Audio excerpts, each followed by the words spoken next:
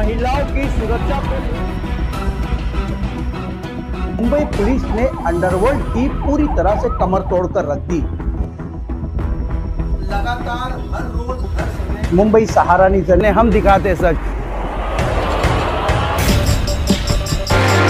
लगता है बीजेपी और उनके संगठित पार्टियों की परेशानियों का दौर खत्म होने का नाम नहीं ले रहा। 4 दिसंबर 2023 के सिंधुदुर्ग के राजकोट में लगभग 35 फुट की छत्रपति शिवाजी महाराज के पुतले का उद्घाटन प्रधानमंत्री श्री नरेंद्र मोदी के हाथों हुआ था। वो पुतला 8 महीने बाद यानी 26 अगस्त को अचानक गिर पड़ा।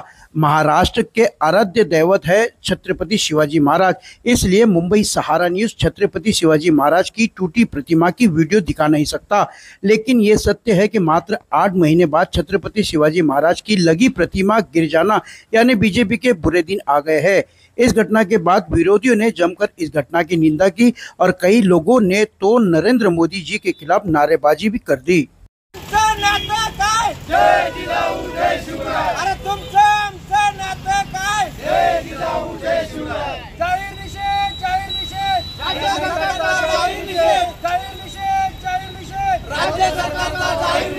सिंधुदुर्ग जिल्ह्यातील मालवण तालुक्यातील राजकोट येथील छत्रपती शिवरायांचा 38 उंच पुतळा पूर्णतः कोलमडून खाली पडला।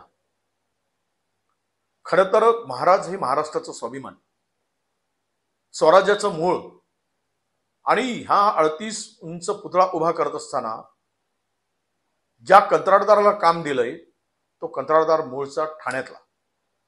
अरे छत्रपती शिवरायांचं काम पुतळ्यांचं उभारणी करताना सुद्धा निकृष्ट दर्जाचं करताय, तिथे सुद्धा तुम्ही टक्केवारी खाताय। म्हणजे तुम्हाला महाराजांना सोडायचं, महाराजांना सुद्धा सोडायचं आणि टक्केवारी आणि कमिशन खाताना हे यातून स्पष्टपणे दिसत आहे।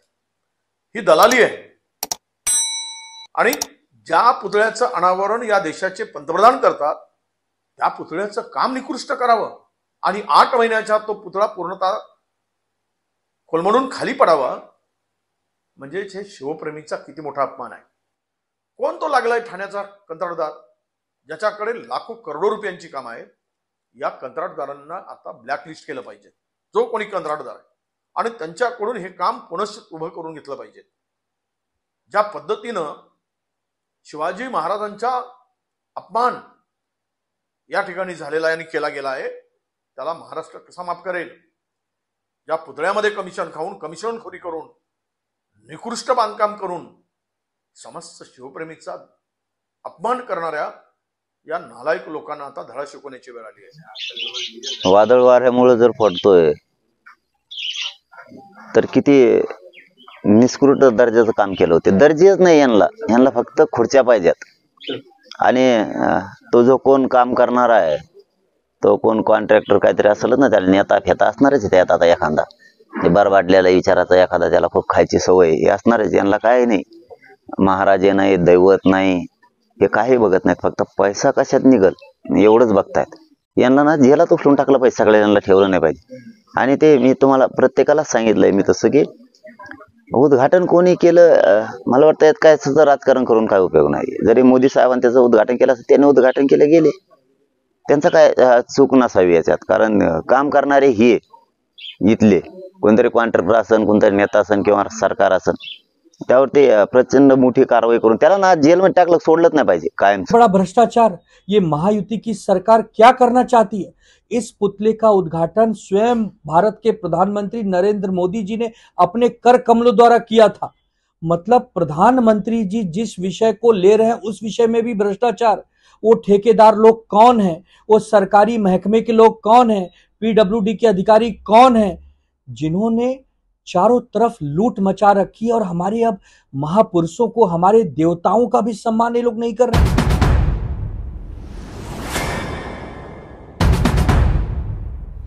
टीकेकडे काही लक्ष देत नाही। फक्त एवढंच सांगतो, झालेली घटना अतिशय दुर्दैवी आहे।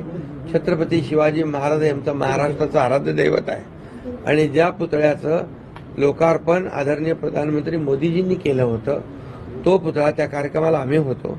छत्रपती शिवाजी महाराज ही आमची अस्मिता आहे आणि हा पुतळा जो आहे हा नेव्हीने उभारला होता, त्याचं कंप्लीट डिझाईन नेव्हीने तयार केलं होतं।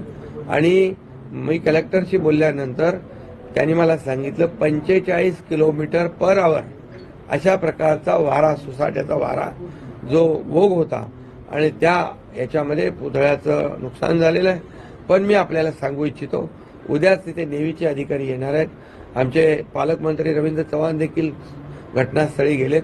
मी त्यांना सांगितले, सूचना केलेल्या आहेत आणि उद्या तात्काळ यामध्ये नेव्हीचे अधिकारी, आमचे अधिकारी हे छत्रपती शिवाजी महाराजांचा जो काही पुतळा आहे पूर्णाकृती हा पुन्हा दिमाखामध्ये तिथं मजबूतीने उभा करण्याचं काम आम्ही करू.